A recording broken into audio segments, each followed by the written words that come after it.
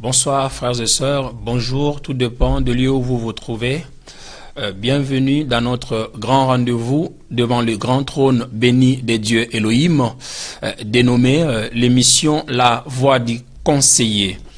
Nous appelons ces moments les moments de culte d'adoration devant les grands trônes bénis des dieux Elohim. Que le Seigneur te bénisse, toi amoureux et amoureuse de la parole de Dieu, malgré aussi nos calendriers chargés. Mais nous sommes toujours là, que Dieu vous bénisse et le Seigneur est tellement content de vous. Nous sommes sur le plateau de EPV TV, télé-réalité qui efface les frontières et nous rapproche vers le trône de la grâce béni de Dieu, nous prépare pour le retour de notre Seigneur et Sauveur Jésus-Christ. Merci de partager et d'inviter des amis. Je vous rassure qu'aujourd'hui, seulement, j'ai reçu plus de 30 coups de fil de nouvelles personnes, frères et sœurs, qui m'ont appelé de par le monde, qui m'ont dit, il y a un frère, il y a une sœur qui a partagé votre émission.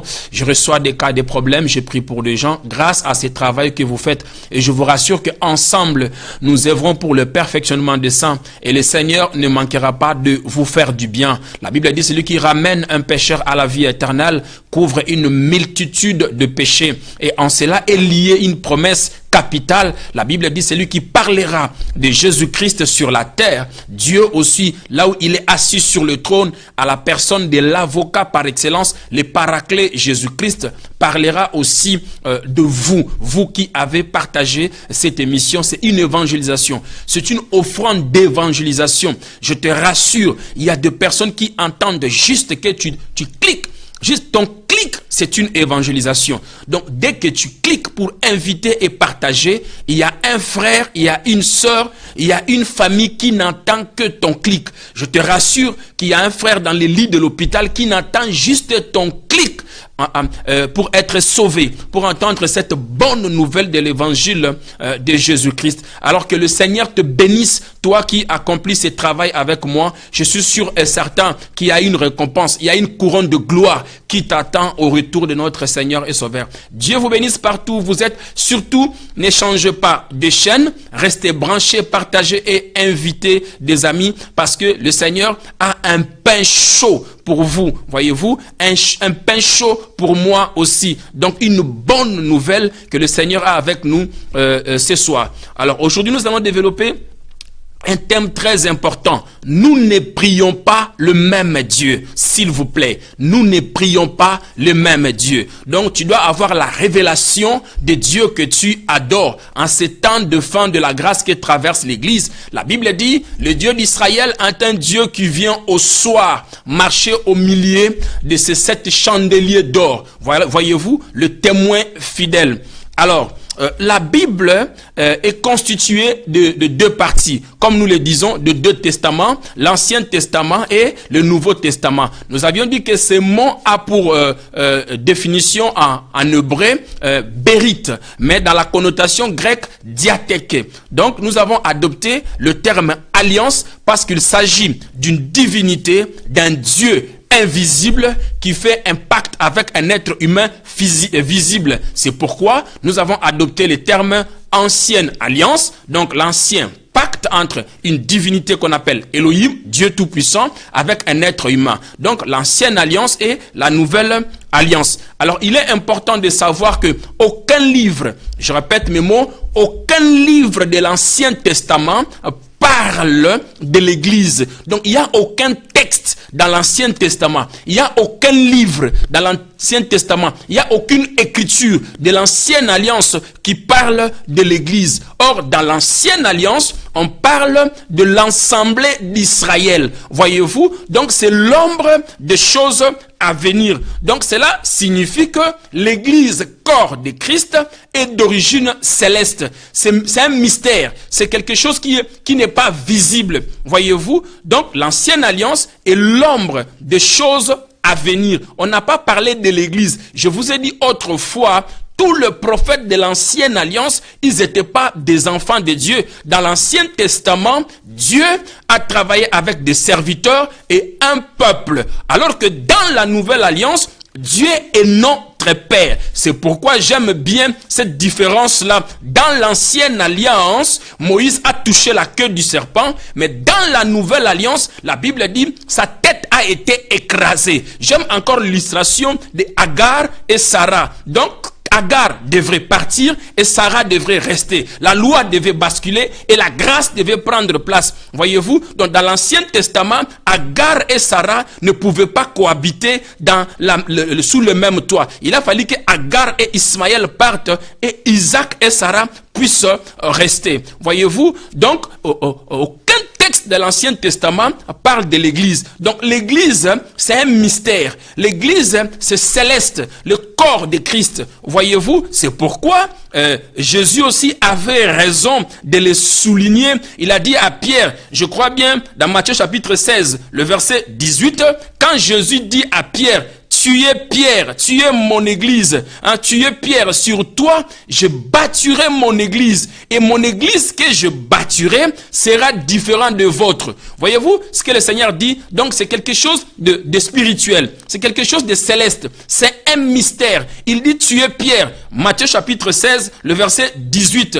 Il dit tu es Pierre, sur toi, là il n'était pas encore monté sur la croix. Il dit tu es Pierre. Écoutez-moi bien, le thème est que nous ne prions pas le même Dieu. S'il vous plaît, nous ne prions pas le même Dieu. Il est important que tu puisses avoir la révélation, le réma, la connaissance, l'auteur, la largeur, la longueur et la profondeur des dieux que tu adores. Tu ne peux pas adorer un Dieu que tu n'as pas la connaissance, d'où tu ignores la connaissance. S'il vous plaît, je vous ai dit, aucun texte de l'ancienne alliance ne parle de l'église corps de Christ. Il n'y a aucun passage de l'ancienne alliance qui parle de l'église. Il parle de l'ensemble d'Israël, le fils d'Israël, les enfants de Jacob. Ils étaient le peuple de Dieu, mais ils n'étaient pas des enfants de Dieu. C'était l'ombre des choses à venir. Voyez-vous, Moïse, le type de Christ, l'Égypte, le monde, Israël, peuple de Dieu, mais église dans l'ancienne alliance. Alors dans l'ancienne alliance, on n'a pas parlé de l'église nommément en tant que corps de Christ. Nous voyons l'église dans la nouvelle alliance. Donc dans Matthieu chapitre 16, le verset 18, il dit à Pierre, tu es Pierre. Voyez-vous, tu es Pierre, sur toi Pierre, je bâtirai mon église. Pourquoi il dit ça? Il dit oui Pierre, l'église que moi je vais bâtir sera différente de votre. Cette église-là ne sera pas comme la vôtre. L'église que je vais bâtir. Pourquoi? Parce que moi, mon église, le prince de ce monde de ténèbres, my God, il dit le prince de ce monde, écoutez bien ce passage, il dit tu es Pierre, sur toi Pierre, je bâtirai mon église. La différence de l'église que Christ parle et l'église existante, il dit je bâtirai mon église et le prince de ce monde de ténèbres, le ténèbres ne préviendront point contre elle. Ces ténèbres-là ne pourra pas avoir l'impact. Il dit tu es Pierre, sur toi je bâtirai mon église et les portes de séjour de mort ne préviendront point contre elle. Est-ce que vous comprenez ce que je dis? Il dit les portes de séjour de mort ne préviendront point contre elle. Pourquoi? Parce que c'est moi qui suis la tête de cette église. C'est moi qui veille sur cette église. My God, la Bible noir sur blanc, il dit, je bâtirai moi mon église à moi. C'est Meshia qui parle. C'est Yehoshua Amashia qui parle. C'est le maître de la création du ciel, de la terre et de sous-sol qui parle. Il dit, je bâtirai mon église. Mon église sera différente de votre. Voyez-vous? Et les portes de séjour de mort ne préviendront point contre elle. Donc quand il parlait, je bâtirai mon église, il voyait son corps à lui. C'est un mystère. Voyez-vous, il voyait son corps mystique, il voyait son corps à lui. Donc l'église est mystère, son corps à lui. Donc qu'est-ce qui signifie les corps de Christ? C'est ça le problème que nous devons comprendre. Qu'est-ce qui signifie les corps de Christ? Je vous ai dit autrefois, dans le corps de Christ, Judas Iscariote n'a pas existé. Écoutez-moi très bien. Dans le corps de Christ, Judas Iscariote n'a pas existé. Mais dans l'église de Jérusalem, dans son assemblée locale, c'est pourquoi il dit, il y a des écoles s'il vous plaît. Il y a l'école de Jérusalem, il y a l'église de Jérusalem, les disciples qui étaient avec Jésus-Christ, et il y a l'école ou la formation d'Antioche. Donc les apôtres de l'esprit, voyez-vous. Donc dans l'église de Jérusalem, dans l'assemblée locale de Jésus-Christ, Christ dit très bien, il parlait bien de son corps à lui. Voyez-vous, c'est un mystère. Donc, il bâtirait son église et les portes de séjour des morts ne prévaudront point contre elle. Alors, c'est quoi ce corps de Christ? Voyez-vous, le corps de Christ, dans le corps de Christ, Judas Iscariote n'a pas existé. Dans son corps, à l'intérieur de son corps physique, qui est mystère du corps de Christ, la partie visible de l'invisible. Voyez-vous, mais dans l'assemblée locale, en Jérusalem, dans les 4 murs, là où il se réunissait avec les apôtres, Judas Iscariote existait. Mais dans son corps était différent. Il dit, mon église que moi je suis venu bâtir. Parce que Jésus venant sur la terre, avant de monter sur la croix, il n'était que la tête sans le corps. My God. Il n'était que la tête sans le corps. Souvenez-vous, quand la mère de Zébédée de André lui a approché et lui dit, Seigneur, comme tu retournes en Jérusalem, je t'en supplie de mettre l'un de mes fils, l'autre à ta droite et l'autre à ta gauche. Jésus lui répondra, va lui dire, est-ce qu'ils boiront-ils la coupe que je pourrais boire? Il dit oui, ils peuvent boire. Mais quand il s'agit d'être à ma droite ou à ma gauche, seul le Père le décide. Donc lorsque Jésus est retourné,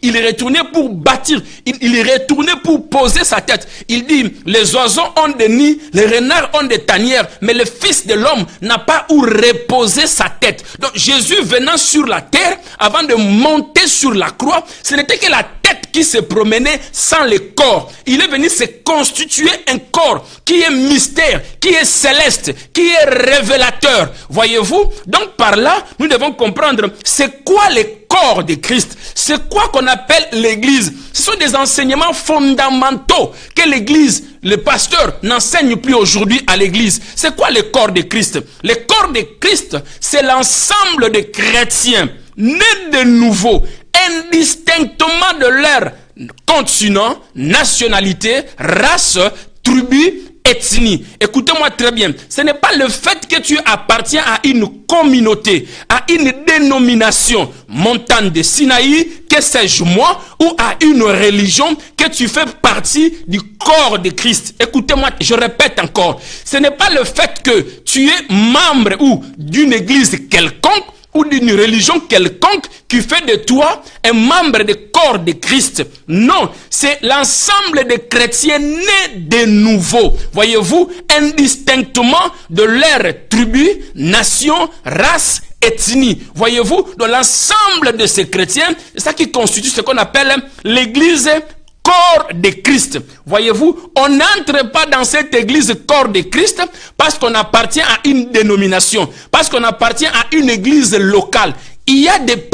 S'il vous plaît, parce que nous entendons des expressions. Les gens disent, je ne peux pas venir dans votre communauté, mais nous prions le même Dieu. S'il vous plaît, oui, nous ne prions pas le même Dieu, s'il vous plaît. Nous ne prions pas le même Dieu. Voyez-vous, non, nous aussi, vous aussi, nous prions le même Dieu. Même si je ne viens pas prier chez vous, je vais prier chez nous, mais ensemble, nous prions le même Dieu. Nous ne prions pas le même Dieu. Il y a des caractéristiques, des critères qui doivent déterminer l'ensemble des chrétiens nés de nouveau. Voyez-vous, il s'agit de la repentance. La Bible dit pour accéder à ce corps. Jean chapitre 1, le verset 13 à 14. À tous ceux qui l'ont reçu et à ceux qui croient en son nom, il leur a donné le pouvoir de devenir enfants de Dieu, lesquels sont nés ni de la chair, donc les liens parentaux tombent, ni du sang, le lien du sang héréditaire tombe, tombe, ni de la volonté de l'homme, l'union de rencontre de deux personnes, hommes et femmes, tombe, mais de l'Esprit de Dieu. Nous devons des adorateurs au service d'Élohim. En cela, nous devons expérimenter en toi la repentance, la conversion, la pratique d'œuvre d'une de la repentance, le salut, le baptême d'eau par immersion et le baptême du Saint-Esprit. Voyez-vous, à partir de ces éléments-là, nous pouvons t'appeler, tu es né de nouveau. Voyez-vous, donc là nous pouvons dire, voici la sœur en Christ, voici le frère en Christ. Tu deviens participant de l'œuvre de Jésus-Christ, sa mort et sa résurrection. Je te révèle quelque chose. La mort seule de Jésus-Christ ne donne pas le salut. Vous comprenez? Donc la mort de Christ, il faut que ceux qui ont mis des croix avec le crucifix dessus puissent nous expliquer la révélation qu'ils ont reçue de placer la croix de Jésus avec le crucifix dessus. Donc la mort seule, le fait qu'on place la croix avec Christ, avec l'image de crucifix dessus, cela signifie que le crucifix n'est pas encore descendu de la croix. Nous ne prions pas le même Dieu. Voyez-vous, cette personne-là, par cette expérience des éléments que nous avions cités, la repentance, la conversion, le salut, le baptême par immersion, le baptême du Saint-Esprit, la nouvelle naissance, nous pouvons dire que cette personne-là est née de nouveau, avec la pratique d'œuvre digne de la repentance. Partant de ces bases-là, nous pouvons dire que celui-là, il devient participant de l'œuvre totale, parfaite, complète et achevée de Christ. Par là, tu meurs avec lui et tu es ressuscité avec lui. Tu deviens adhérent de l'église corps de Christ. Tu deviens membre de l'église corps de Christ. Par là seulement que nous pouvons dire telle ou telle personne est sauvée. Voyez-vous? Donc tu deviens participant à l'œuvre de la mort et de la résurrection de notre Seigneur et Sauveur Jésus-Christ. Mais qu'est-ce que nous voyons aujourd'hui? C'est que nous voyons aujourd'hui l'égarement des cultes de foule. Voyez-vous, l'égarement des cultes de foule. Voyez-vous, les gens travaillent pour avoir de foule dans l'église. Même si l'ensemble de ces foules sont des cadavres, même si l'ensemble sont des cadavres, il y a la bataille des statistiques, la bataille de foule. Nous voulons avoir de foule. Donc, pourquoi nous avons de foule? Les pasteurs se sont transformés. Les serviteurs de Dieu se sont transformés aux officiers de pompes funèbres. Même si devant lui, il n'a que des cadavres, mais il file vite. Vous savez pourquoi les gens n'ont pas trop de disciples dans l'église? Parce que Jésus, lorsqu'il est venu, il est venu pour former des disciples, qu'ils deviennent membres. My God, je te révèle quelque chose. Quand Jésus est venu sur la terre, lorsqu'il a recruté les 12 disciples, ils n'étaient pas encore membres de son corps. My God, ils n'étaient pas encore membres de son corps. Il a fallu d'abord qu'ils puissent avoir l'expérience du surnaturel. Il a fallu qu'ils expérimentent le surnaturel pour qu'ils deviennent corps de Christ. Jean l'a révélé clairement dans le Jourdain. Lorsqu'on l'a baptisé, eh bien, lorsqu'il sortait, my God, la colombe est descendue, le Saint-Esprit est descendu sous forme de la colombe. Donc Christ est venu, Dieu Elohim, Abba Père, est venu faire le corps sur qui la tête qui est Christ devrait se reposer. Voyez-vous, donc l'église fait la bataille de foule, la bataille des statistiques, et le pasteur ne se rend pas compte que son église n'a pas de disciples. Pourquoi? Parce que le message qui est développé dans l'église ne forme pas de disciples, parce qu'il n'y a pas de message dans l'église qui forme des disciples, et les pasteurs se sont transformés aux officiers fidèles de pompes de funèbres, parce que devant lui il n'a que des cadavres. Voyez-vous pourquoi il y a des cadavres? Parce qu'il n'y a pas le message qui forme les disciples. Jésus est venu pour former des disciples. Il devrait être impacté par la puissance du Saint-Esprit afin de devenir membre du corps de Christ. Alors le message est que nous devons retourner aux fondamentaux des Écritures.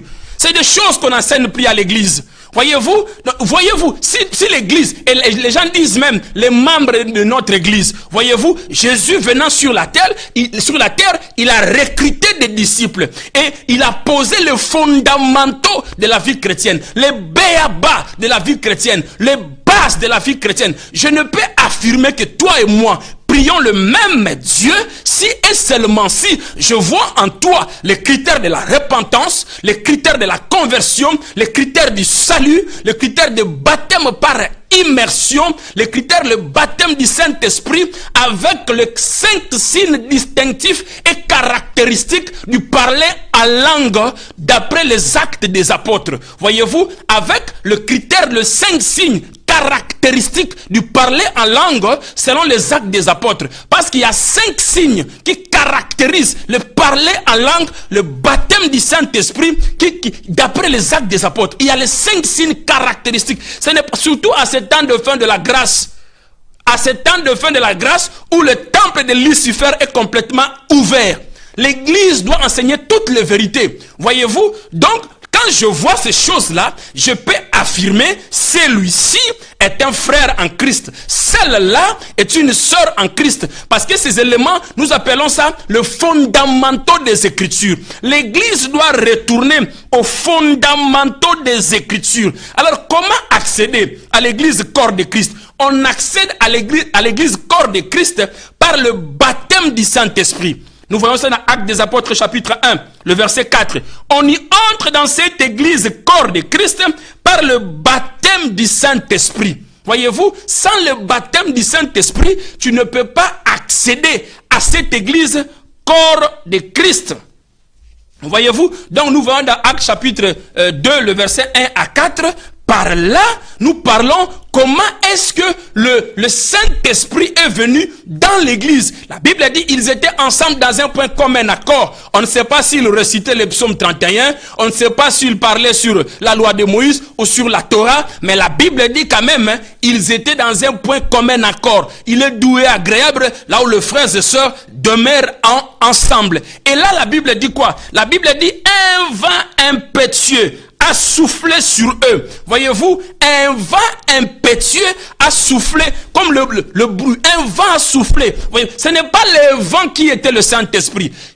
Je nuance. La Bible dit un vent impétueux a soufflé sur eux. Alors que Christ a déjà accompli l'œuvre totale, parfaite, complète et achevée sur la croix, il fallait que le disciple, ceux qui ont expérimenté, ceux qui ont cru à son œuvre de la croix, je dis totale, complète, parfaite et achevée, cela devrait être impacté. Ils n'étaient pas encore membres de son corps. Il a fallu qu'ils entendent sur la montagne des Oliviers, afin de recevoir une partie de lui, my God, qu'il se distribue à lui, qu'il fasse d'eux le membre de son corps. Et la Bible dit, lorsqu'ils étaient là dans la montagne des Oliviers, dans la chambre haute, acte 2 nous le dit, tout à coup, un bruit se fut entendre. Donc c'est la partie visible de l'esprit. Voyez-vous, la partie visible est tangible.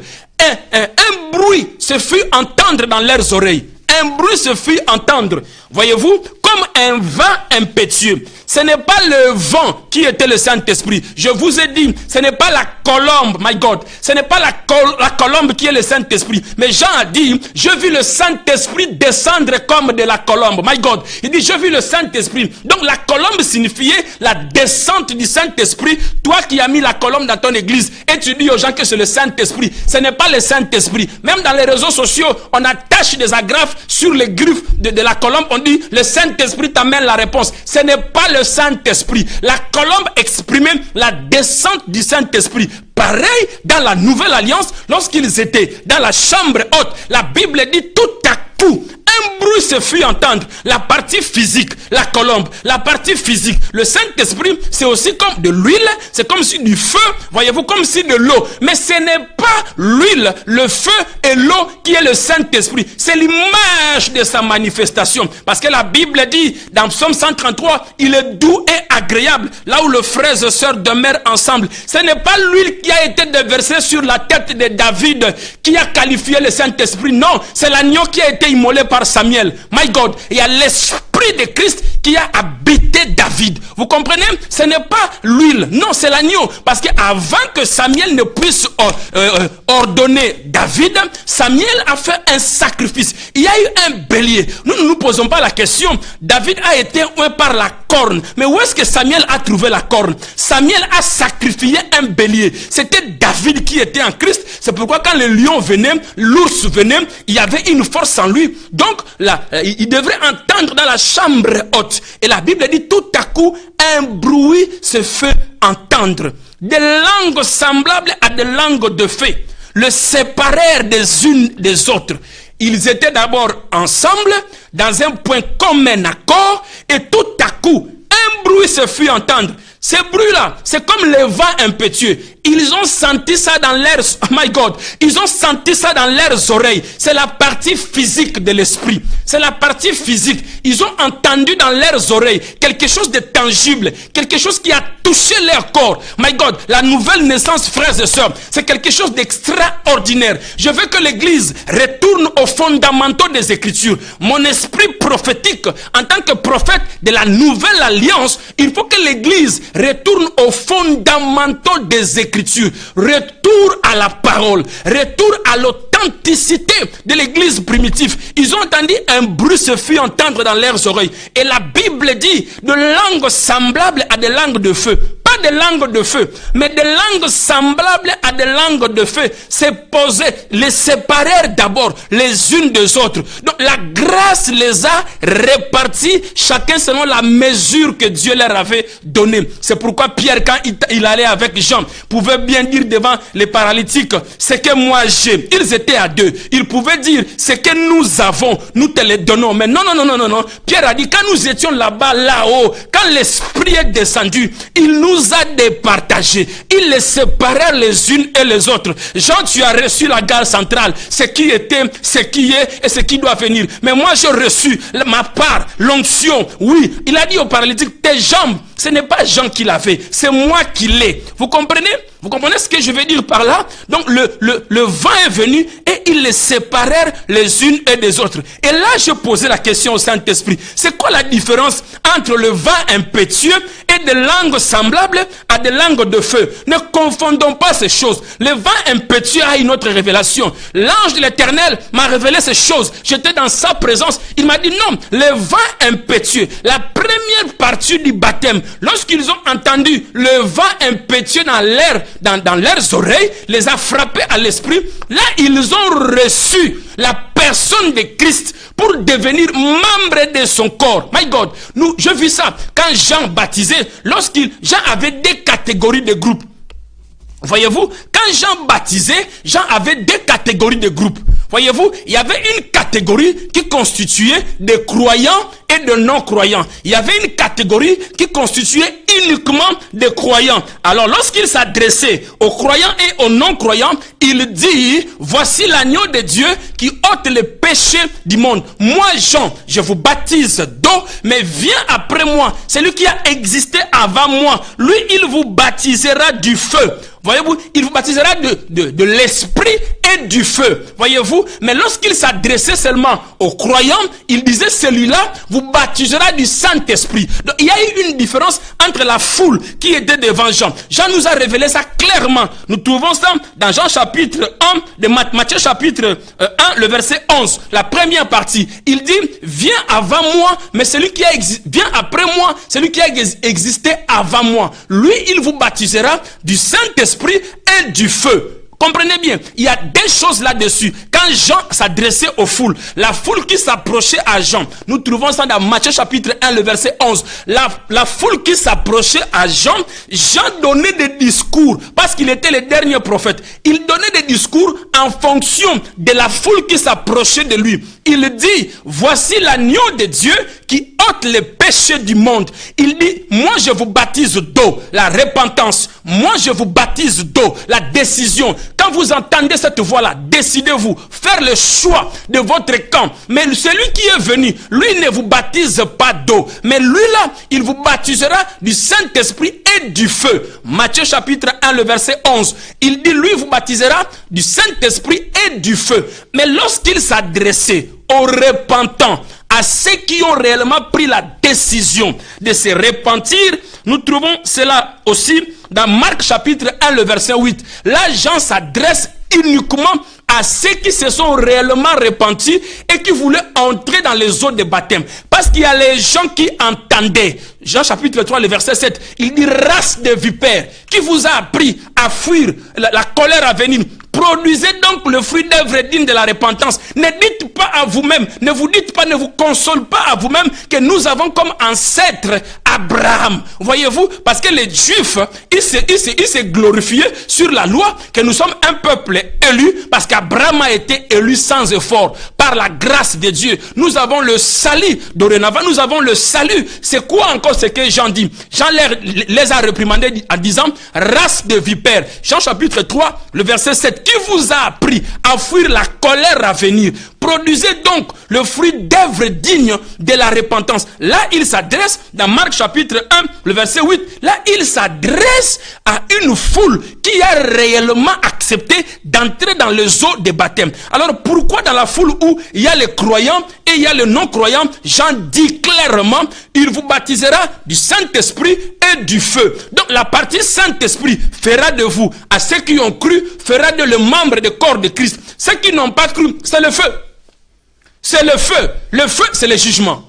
Voyez-vous, c'est le feu. Alors, dans la chambre haute, dans la Pentecôte, il y a une différence entre le bruit du vent impétueux et de langues semblables à des langues de feu. Pourquoi? Parce que dans, my God, Rebos Kantaraba Sekeriababa, parce que dans la langue, là où il a posé l'esprit, il dit: lui, il viendra, il vous rappellera tout ce dont je vous ai enseigné. Dans la bouche de Pierre, sortait quoi? Les témoignages du Christ à tous ceux qui se trouvaient en Jérusalem. Donc si vous ne croyez pas, la langue de feu, le langage de feu qui est posé dans votre bouche sera votre juge, va vous juger vous-même. Donc la partie du vent semblable, le vent, le bruit impétueux, d'abord il a fait d'eux le membre. Par de surcroît, dans ce monde où ils se trouvaient, ils ont été sélectionnés, mis à part. Voyez-vous? Donc il a fait d'eux le corps, il a fait d'eux le membre de son corps, le bruit, le vent impétueux.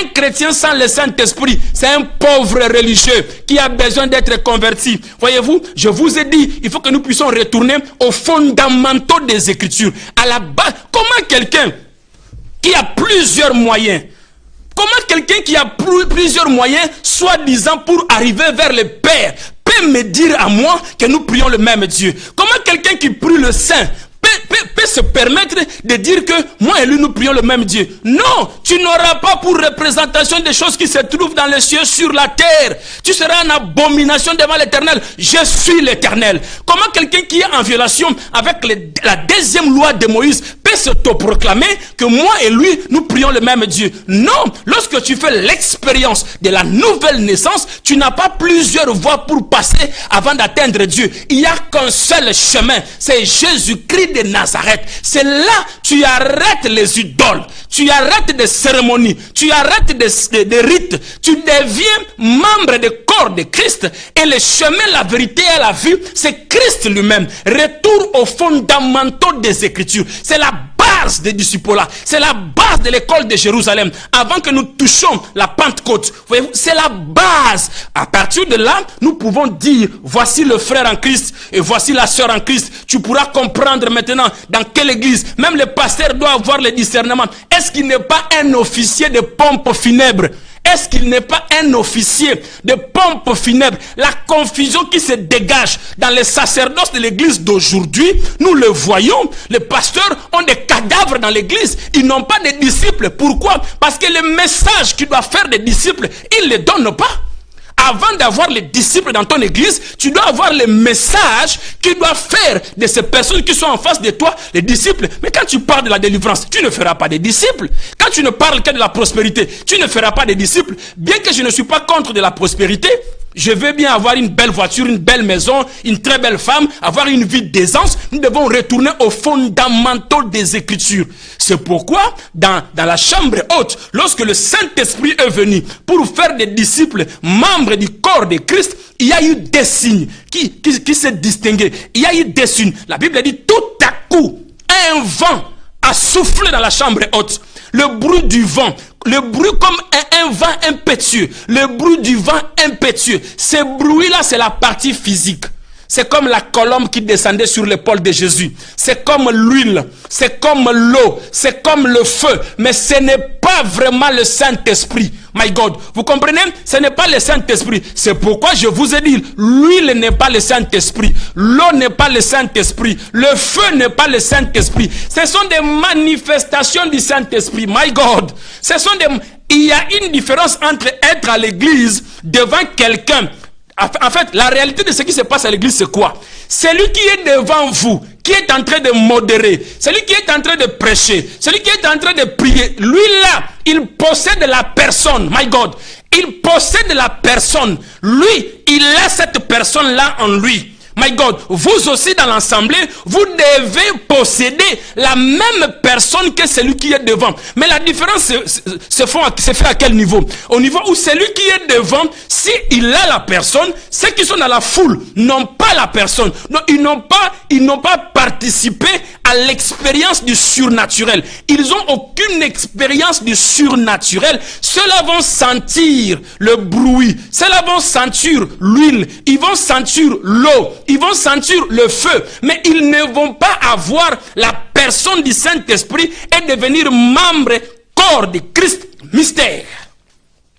Voyez-vous, devenir membre corps de Christ mystère. Parce que l'église corps de Christ, c'est une église qui est invisible. Mais le bruit, les vents, c'est la partie visible de l'esprit. Donc il y a la partie visible de l'invisible. My God, est-ce que vous comprenez ce que je dis? Retournons aux fondamentaux des Écritures. Aux fondamentaux des Écritures. C'est là seulement, lorsqu'ils ont entendu le bruit du vent, comme le vent impétueux, il les a séparés les unes des autres. Donc les corps s'est formé. My God, les corps s'est formé. Il les a séparés les unes des autres. Chacun a reçu son rôle. L'autre était l'œil, l'autre était le bras, l'autre était la jambe, l'autre était la bouche, l'autre était l'oreille. Donc chacun a reçu le don selon la mesure de la grâce de celui qui a réparti ses dons. Donc la première partie a fait d'abord les membres de son corps. L'objectif du Saint-Esprit, c'était de faire d'eux comme des Christ chrétiens. Voyez-vous, Christ dans l'homme, chrétien. À partir de là, ils sont devenus des chrétiens. Christ dans l'homme. Voyez-vous donc, Jésus-Christ dans l'homme, une réalité. Mais le phénomène de baptême du Saint-Esprit ne s'est pas arrêté par là. Pourquoi Jésus a fait d'eux les membres de son corps? Parce qu'il a dit, vous serez mes témoins. Les témoins veut dire en grec, martyrios. Donc vous serez des martyrs comme moi, à cause de l'évangile. Mais aujourd'hui, le salut est synchronisé dans la salle. Voyez-vous, je sais que notre église se trouve dans tel endroit, je viens là-bas et je rentre. Il n'y a pas de différence avec le tabernacle de Moïse. Quand je pêche, j'amène le pigeon. Donc je reste à la maison et puis je viens à l'église. Je reste à la maison, je viens à l'église. Donc le message qui est véhiculé ne forme pas de disciples à l'église. Mais la deuxième partie, la Bible dit des langues semblables à des langues de feu, les jugements. Parce que lorsqu'on parle du baptême du Saint-Esprit, dans tous les séminaires presque, on ne parle que de la puissance. On ne parle que le feu est descendu. On ne parle que la gloire est descendue. Mais il y a eu des caractéristiques à l'intérieur. Donc dans le bruit impétueux, ça fait de les membres du corps de Christ. Mais les membres du corps de Christ est venu avec un objectif. De langues semblables à des langues de feu. C'est poser sur eux. C'est les jugements. C'est les jugements. Parce qu'après, Pierre les a mis devant le fait accomplir. Peuple de Jérusalem, écoutez, les Jésus que vous avez crucifié, c'est en, my God, c'est en son nom que nous prêchons. Lorsqu'ils ont douté, il a dit, écoutez, ce n'est plus Simon que vous avez connu, maintenant c'est Pierre. La promesse a été donnée, tu es Pierre, sur toi je bâtirai mon église. My God, mystère, mystère, l'église est d'origine céleste. C'est un mystère, s'il vous plaît. C'est un mystère. C'est pourquoi quand je dis je suis contre, je n'ai pas honte de le dire, le ministère de la délivrance n'existe pas. Ces personnes sont devenues membres corps de Christ. Nous voyons l'illustration lorsqu'il est venu sur la terre. Dans son corps, Judas Iscariot. Vous savez quoi? Si les coqs chantent devant la cour de Pilate, si les coqs chantent, seul Pierre va comprendre que c'est l'heure de la repentance. Mais Judas Iscariote, ça sera un signe pour lui pour aller se crucifier. Je répète, si les coqs chantent dans la cour de Pilate, seul Pierre peut comprendre que c'est l'heure de la repentance. Mais pour Judas Iscariote, ça sera pour lui un signe d'aller se pendre parce qu'il a été destiné en enfer. Voyez-vous, destiné en enfer. Donc, de langues semblables à des langues de feu, donc, il a posé une prédication de grâce, mais les jugements. Ésaïe 61, le verset 1 à 2. L'Esprit du Seigneur est sur moi. L'Éternel m'a oint pour annoncer la bonne nouvelle aux pauvres. Il vient résoudre le problème de la pauvreté. Parce que la pauvreté est une maladie qui peut ouvrir les portes à toutes sortes de péchés. Je déteste la pauvreté. Ce n'est pas parce que je prêche sur la nouvelle alliance que je suis contre. Tout est étalé. Luc 4, 18, Ésaïe 61, 1 à 2. Voyez-vous, consoler le cœur brisé, la tristesse est consolée. Voyez-vous, guérir les opprimés, l'oppression est partie. Et annoncer une année de grâce. La suite, la partie B du verset 2 d'Ésaïe 61 est un jour de jugement. Alors qu'il dit au début, l'Esprit du Seigneur est sur moi. Ésaïe le révèle clairement, le vent impétueux, voyez-vous, et les langues semblables à des langues de feu. Et un jour de jugement. Mais dans Luc chapitre 4, le verset 18, lui il dit, il est entré dans le temple, il a ouvert la Torah, la loi de Moïse, il dit l'Esprit du Seigneur est sur moi. Mais lui il s'est arrêté à une année de grâce. Pourquoi? Il était d'abord l'agneau de Dieu. Mais là dans la Pentecôte, il a donné ces deux révélations. Le deux tables de Moïse, il a révélé ça clairement dans le temple. Il a tout dit là-dedans. Il a dit, il leur a donné de langues semblables à des langues de feu, une prédication de grâce. Mais dans la grâce, il y a le jugement. Parce que ce monde sera jugé. La gare centrale le révèle. Il a dit à Jean, voici ce qui était, ce qui est, ce que nous vivons actuellement et ce qui doit venir. De langues semblables à des langues de feu. Mais non.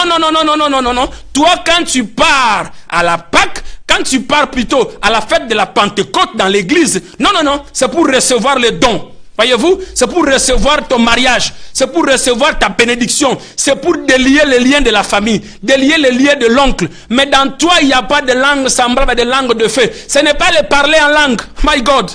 Ce n'est pas le parler en langue. Le parler en langue, c'est un signe qu'ils ont reçu une grâce du surnaturel. Mais des langues semblables à des langues de feu, c'est le jugement. La prédication de la grâce. Acceptez Jésus-Christ ou bien à son retour, vous serez jugés. De langues semblables à des langues de feu. C'est là seulement qu'ils sont devenus membres et participants de l'église corps de Christ. Voyez-vous, donc l'église corps de Christ, c'est la partie invisible du visible. Le corps de Christ est invisible, plutôt l'église locale est visible, mais le corps de Christ est invisible. Là nous voyons, on nous a montré l'église, le corps de Christ. Maintenant, une fois dedans, à l'intérieur de cette église, comment nous devons nous comporter à l'intérieur de cette église? Parce que Christ nous a présenté l'église, mais l'apôtre Paul nous explique une fois dedans, à l'intérieur, comment un chrétien doit se comporter. Nous allons faire référence à ce qui concerne comment se comporter dans l'église corps de Christ, dans le don du surnaturel. Parce que là, il y a trop de problèmes. Il y a un livre de la Bible, de la Nouvelle Alliance, qui nous révèle les comportements concernant les dons du surnaturel. Nous prenons le livre de Corinthe. Je vais paraphraser faute du temps. 1 Corinthiens chapitre 12. Là, l'apôtre Paul veut, dans son premier voyage dans la ville de Corinthe, je nuance, d'abord la ville de Corinthe était une ville très stratégique. Voyez-vous, c'était une ville très stratégique de par sa position. Il se trouvait à l'ouest de la Grèce, donc vers l'Athènes. Donc la position de la ville de Corinthe permettait le transit des marchandises. C'était une ville commerciale. Et dans cette ville-là, bien avant l'arrivée de Paul, voyez-vous, de Priscille et d'Aquilas dans cette ville avait déjà un culte. Ils adoraient un Dieu, le Dieu de la débauche. Je précise bien, parce que à cause de la réputation de la débauche, c'était une ville de débauche, c'était une ville réputée de l'impudicité. À cause de la réputation de l'impudicité de cette ville-là, l'apôtre Paul, plutôt les habitants et les voyageurs, des commerçants, ils ont même donné un nom à cette ville. Et nous savons dans nos pays, des villes, des quartiers, des lieux où se trouve, même en Occident, des lieux où se trouve la débauche à outrance, c'est les habitants eux-mêmes qui donnent le nom à ce coin-là. Et à Corinthe, c'était pareil. Ils ont appelé ça Corintha Zomai. Donc la ville de vicieux, la ville de débauche. Ils ont dit Corinthe, Zomaï. Et même ils ont donné le nom à cette ville, Corinthe Zomaï, avant que Paul ne puisse mettre ses pieds dans cette église. Et lorsque Paul a mis ses pieds dans cette église-là, son message n'était pas bienvenu. Pourquoi? Parce que les gens avaient déjà un Dieu qu'ils adoraient dans cette ville. Voyez-vous, ils avaient des pratiques, des cérémonies, des rites diaboliques, sataniques. Et nous voyons ces choses-là aujourd'hui. Vous savez, le livre de Corinthe, c'est un livre qui a réglé beaucoup de problèmes. La division, le culte de personnalité, où le pasteur veut être comme un gourou, s'asseoir devant, qu'on ne puisse que venir vers lui. Ils ne veulent pas apprendre les gens à devenir des disciples. Dans l'église de Corinthe, il y avait le problème de l'immoralité. Nous trouvons ça aujourd'hui dans l'église. Il y avait le problème de batailles juridiques où l'église a été combattue avec les chefs politiques et religieux. Nous trouvons les problèmes conjugaux, les problèmes de mariage dans l'église de Corinthe, parce qu'il y avait la dépravation. Il y avait une divinité de la débauche. Il y avait une divinité de l'impudicité. Tout à fait normal qu'il y ait ces problèmes-là dans cette église. Il y avait les problèmes de pratiques aberrantes, des cérémonies. Les personnes ont cru au Seigneur, mais ils ont toujours retour à leur rite, à leur tradition, alors qu'ils avaient reçu. Et ensuite, dans cette même église, on a parlé sur le don du surnaturel, le don de l'esprit. Paul a planté l'église à Corinthe. Ensuite, il a continué à Éphèse pour continuer l'œuvre de Dieu. Mais dans le livre de Corinthe, il n'y a pas eu que de problèmes. C'est le seul livre de toute la Bible, de Genèse jusqu'en Apocalypse, qui a donné l'hymne le plus ultime de la foi sur l'amour. On ne trouve ça nulle part. Voyez-vous, et dans le même livre, dans 1 Corinthiens 13, il a parlé sur l'amour. Et puis, dans le même livre de Corinthe, on a parlé sur la résurrection de Christ. Et on a aussi expliqué la résurrection de croyants. Parce que si nous avons donné notre vie au Seigneur Jésus-Christ pour aller en enfer, ça ne servira à rien. Corinthe nous le révèle. Paul nous le révèle dans 1 Corinthiens 15. Dans les livres de Corinthe, on a aussi expliqué les devoirs de soutenir financièrement l'œuvre de Dieu. Parce que souvent aussi ceux qui sont sauvés ont tendance à bien écouter, mais ils sont incapables de soutenir l'œuvre. Nous trouvons ça, c'est biblique, dans 1 Corinthiens chapitre 14. Voyez-vous, dans le même livre de Corinthe, il a aussi révélé le problème de, je l'ai dit, de la résurrection et de soutien financier. Maintenant, qu'est-ce qui se passe? Quand Paul implante l'église dans la ville de Corinthe, il continue à Éphèse. Il va recevoir une lettre de l'église de l'Éphèse sur le comportement de la vie pratique. Le livre de Corinthe, c'est un livre qui est dans l'actualité aujourd'hui. Tous ces mêmes problèmes-là, nous trouvons ça aujourd'hui dans l'église de Corinthe. Voyez-vous, donc sur les comportements de ceux qui avaient reçu Jésus-Christ, mais qui étaient toujours dans leur lien de famille, dans leurs rites, dans leurs coutumes, des pratiques bizarres à l'église, des comportements bizarres à l'église. Et maintenant, ils vont rédiger une lettre, l'épître de Paul à Corinthe. Donc maintenant, la lettre que Paul a écrite à l'église de Corinthe, c'était la réponse de la lettre qu'on lui a envoyée sur les comportements pratiques, dans la vie pratique des croyants qui habitaient cette église. Mais nous allons prendre un aspect seulement de problème. Parmi tant de problèmes que je viens de citer, nous allons prendre un aspect qui dérange l'église d'aujourd'hui. Les mêmes problèmes qui se situent dans l'église de Corinthe, où on a envoyé la lettre à Paul, et Paul a envoyé l'épître, sa lettre aussi de réponse pour résoudre ces problèmes, redresser cette église-là sur la bonne marche. Mais je prends seulement un seul problème, sur le don du surnaturel. Parce qu'il y a trop de problèmes à ces problèmes dans ce domaine-là, sur le don du surnaturel. Qu'est-ce que l'apôtre Paul va dire? Dans 1 Corinthiens chapitre 12, chapitre 13, chapitre 14, les trois chapitres traitent les problèmes du don, leur utilisation et leur manifestation dans l'église locale et corps de Christ. Paul va redresser l'église de Corinthe. Voyez-vous, par là déjà, il met l'accent. J'ai beaucoup aimé l'introduction de Paul. Il dit, frères et sœurs, à ce qui concerne le don et leur utilisation et manifestation, je ne veux pas que vous soyez dans l'ignorance. Voyez-vous, je ne veux pas que vous soyez dans l'ignorance. L'ignorance veut dire, je ne veux pas que vous soyez dans l'erreur. L'apôtre Paul dit, je ne veux pas, frères et sœurs, à ce qui concerne les dons du surnaturel dans ton église, là où tu pries, je ne veux pas que tu sois dans l'erreur. L'apôtre Paul commence d'abord par dire, il y a une diversité de dons, mais le même esprit. Donc, il y a plusieurs dons à l'église, mais c'est le même esprit qui donne ces dons-là. Il les a séparés dans la chambre haute, mais c'était le même esprit. Il dit, il y a une diversité de ministères, mais le même service dans l'église. Et par la suite, il dit encore, il y a diversité d'opérations, mais le même Dieu. Et tout ce qui a été donné à l'église servait à l'utilité commune à l'église. Alors, je vais paraphraser faute du temps. Il y a 3 niveaux de dons qui ont été répartis à l'église. Et ces dons-là créent des problèmes aujourd'hui. Nous avons les dons de langue, nous avons les dons de puissance et nous avons les dons de vision. Prophète, révélateur, nous avons les dons de langue, nous avons les dons de puissance et nous avons les dons de révélation. Alors les habitants de Corinthe, ils avaient déjà l'habitude d'avoir peur aux démons. Donc, ils ont vu la démonstration des esprits mauvais. Même quand ils ont donné leur vie au Seigneur, ils avaient peur par rapport à leur pratique démoniaque, satanique. Parce que quand Paul est venu, ils ont vu des personnes rentrer en transe quand Paul chassait des esprits. Donc, ils avaient cette influence-là liée à leur tradition, liée à leur vie. Ils ont voulu amener ça à l'église. Alors là, quand le Saint-Esprit est venu à répartir des dons à l'église, les gens ont voulu utiliser ces dons-là de la même manière selon leur tradition, leur divinité du pays. Donc, ils ont trouvé la gloire et le profit. Et Paul va réglementer ces problèmes. Il dit, il y a les dons de parole de la sagesse. Donc si quelqu'un a les dons de la parole de la sagesse, c'est la faculté surnaturelle de parler avec une clairvoyance. Donc il a la capacité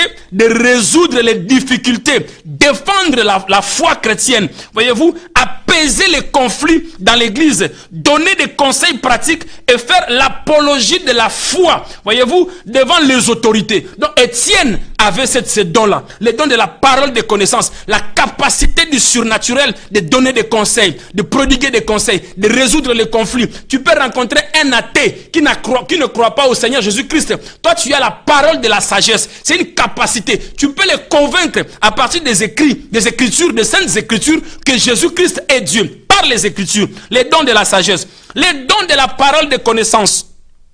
Celui qui a la parole de sagesse, qui a la parole de connaissance, le discernement des esprits, il n'est pas un prophète.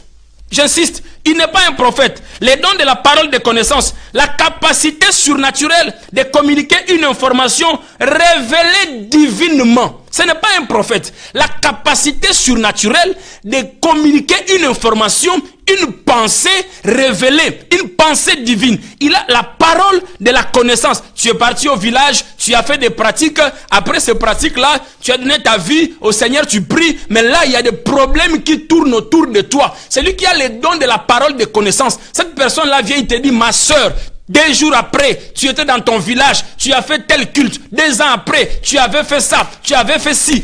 Ce n'est pas un prophète, ce n'est pas un don de la prophétie, c'est un don de la parole de connaissance. Mais comme l'église est ignorant, on dit c'est un prophète. Asakola kiponanga.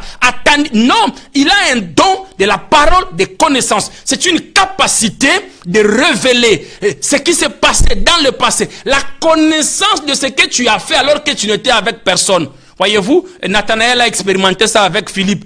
Voici un juif sur qui il n'y a aucune fraude. Depuis que tu étais sous le figuier, je t'ai vu. C'était la parole de connaissance. Nous avons l'interprétation des langues. Un interprète n'est pas un traducteur. Oh, trouvez-moi un interprète pour interpréter les pasteurs. Il n'est pas un interprète, c'est un traducteur. Donc l'interprétation de langue, c'est la capacité surnaturelle de dégager la pensée divine exprimée dans une langue que l'interprète n'a pas étudiée. Donc, celui qui traduit n'est pas un interprète. Mais l'interprétation, c'est la capacité. Quelqu'un qui parle dans une langue étrangère. Et moi, en tant qu'interprète, je n'ai pas étudié cette langue-là, mais Dieu me donne la capacité de comprendre une langue que je n'ai pas étudiée. C'est ce qu'on appelle l'interprétation des langues. Je n'ai pas appris l'anglais, je ne connais pas l'anglais, mais tout à coup, un message tombe dans l'église en anglais. Dieu me donne la capacité surnaturelle de comprendre l'anglais. C'est ce qu'on appelle l'interprétation des langues. Et nous avons le don de langue. Les dons de langue maintenant, c'est la capacité de comprendre des langues vraies, des vraies langues, français, anglais. Donc, connaître des langues que tu n'as pas appris à l'école, des langues que tu n'as pas étudiées, mais Dieu te fait grâce par les dons du surnaturel. Tu comprends lingala, tu comprends français, tu comprends anglais, tu comprends allemand. C'est la grâce que Dieu peut. Je connais un pasteur qui était aveugle, mais qui lisait la Bible avec sa poitrine. Il prenait la Bible et il mettait sur sa poitrine et il lisait le verset.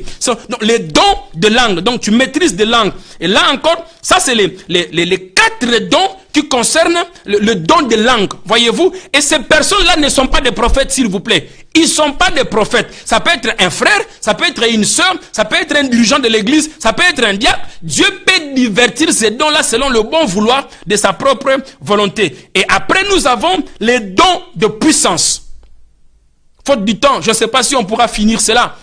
Nous avons le don de puissance. Dans les dons de puissance, nous avons la foi. La foi, frères et sœurs, il y a l'objet de la foi. La foi a été donnée pour un objet de déplacer des montagnes, des situations difficiles, en poursuivant, en rapport avec les promesses de Dieu, ou les commandements de Dieu, ou la directive de Dieu qu'on peut te souffler en privé.